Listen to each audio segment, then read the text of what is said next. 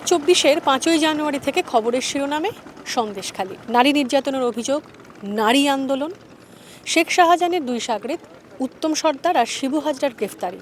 2026-এর বিধানসভা নির্বাচনের আগে আনন্দবাজার.com ফের সন্দেশখালীতে। 24 সালে যে ঘটনা ঘটেছিল তার থেকে এখন এই 2 বছর হয়ে গেল, খুব শান্তিতে আছি। আমাদের এখানে কোনো রকম অশান্তি, কোনো রকম অপ্রীতিকর ঘটনা এখানে কোনোদিন হয়নি। এটা আচ্ছা, শেখ শাহজাহানের এখনো প্রভাব আছে আপনাদের এলাকায়? না, প্রভাব নেই। অবশ্যই যে সাকরাতরা তারা একটু বলছে, ভয় দেখাচ্ছে। দলের 100 ছেলের মধ্যে 2টো ছেলে ভুল করবে, কেউ ঠিক করবে, এগুলো থাকেই। 29শে এপ্রিল দ্বিতীয় দফায় ভোট সন্দেশখালীতে। দুবারের জয়ী বিধায়ক সুকুমার মাহাতোকে সরিয়ে তৃণমূল প্রার্থী করেছে ঝর্ণা সর্দারকে। যে আমি নিজে দায়িত্ব নিয়ে লোকসভা ভোটে লড়াই করেছিলাম, এবার যদি নিজে হাতে বিজেপিকে হারাতে পারতাম ভালো লাগতো। কারণ সেই সময় দল আমাকে ভরসা করেছিল, দলের সুপ্রিমোরা বলেছিল তুমি একা লড়ো। লোকসভা ভোটে হাজিনুলের সমর্থনে দায়িত্ব নিয়ে এলাকায় ভোট প্রচার করা, ক্যাম্পেইন করা, জনসভা করা। আজকের দিনে দাঁড়িয়ে যে আমি এর আগে ব্লক সভাপতি ছিল তারা বিভিন্নভাবে এখন নেই, তো আজকের দিনে দাঁড়িয়ে ইচ্ছে ছিল যে নিজে থেকে দাঁড়িয়ে বিজেপিকে বিশাল ভোটে হারাবো, সেইটা না করতে পারার জন্য আফসোস হচ্ছে। 2016 সন্দেশখালীতে প্রথম পরিবর্তন আসে, যার হাত ধরে তিনি সুকুমার মাহাতো। 2021 সালে 1 লক্ষের উপরে ভোট পাওয়া বিধায়ক 26-এ টিকিট পেলেন না। কোথাও গিয়ে কি এটা মনে হচ্ছে যে শেখ শাহজাহান, শিবু হাজরা, উত্তম সর্দার, এই যে এত অভিযোগ ভুরি ভুরি, সেইটার কারণে আপনাকে কোথাও গিয়ে এই টিকিটটা আপনার না পাওয়া?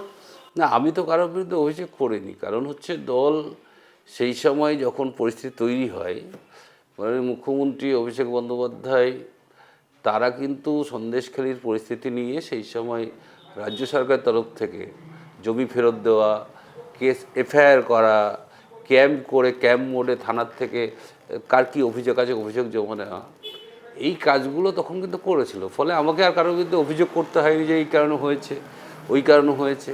আর সাধারণত দল করতে গেলে দলের 100 ছেলের মধ্যে 2টো ছেলে ভুল করবে, কেউ ঠিক করবে, এগুলো থাকেই। সেই পরিস্থিতিতে আমাকে কারোর বিরুদ্ধে অভিযোগ করতে হয়নি। কিন্তু আমরা জানি তখন উন্নয়নটা ভালো হয়েছিল আর কি, জোর করে ফিশারি করা হয়েছিল।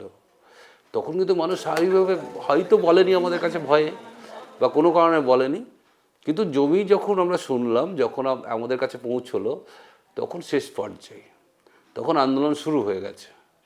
সত্যি শিবু হাজরা বা উত্তম সর্দাররা কিছু ফিশারি করেছে। আমাদের এখানে যেহেতু নোনা মাছের চাষ হয়, চিংড়ি মাছের চাষ হয়, ফিশারি করতেই হয়। ফিশারি করতে গেলে দেখা গেল 2জন দেয়নি, 2জনের তো অভিযোগ থাকেই।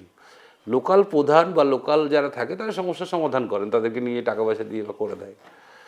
তো সেই পরিস্থিতি আমাদের কাছে আসেনি। যখন দেখলাম যে যখন আমাদের কাছে আসলো তখন আয়ত্তের বাইরে, মানে আমাদের হাতের বাইরে, তখন আন্দোলন শুরু হয়ে গেছে। তবুও সব মানুষদেরকে জমি ফেরানো হয়েছে। তাদের কাগজপত্র দেখে তাদেরকে থানা থেকে এসডিও, ডিএমরা তারা এসে ক্যাম্প করে করে তাদের সমস্যার সমাধান করেছে। শাহজাহান পর্বের পর লোকসভায় আসন জিতলেও সন্দেশখালীতে ভাঙন ধরে তৃণমূলের ভোটে। বিজেপি থেকে 26-এ প্রার্থী সনৎ সর্দার, তৃণমূলের বাজি ঝর্ণা। সে সময় লোকসভায় 2024-এ তখন একটা অন্যরকম একটা পরিস্থিতি হয়েছিল, সেটা সারা পশ্চিমবঙ্গ, সারা ভারতবর্ষ জানে।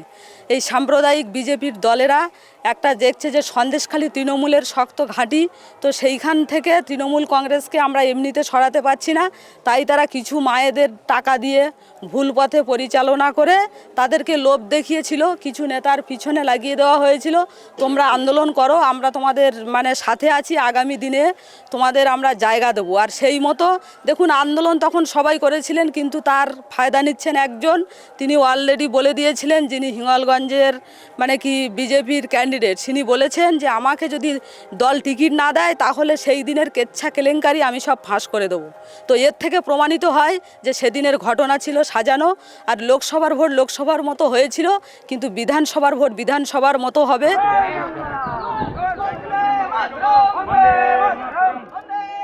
একেবারে তো কিছু মুছে যায় না, কিছু কিছু তো তাদের সেই পাপের রক্ত তো ছড়িয়ে ছিটিয়ে আছে এদিকে বিভিন্ন জায়গায়।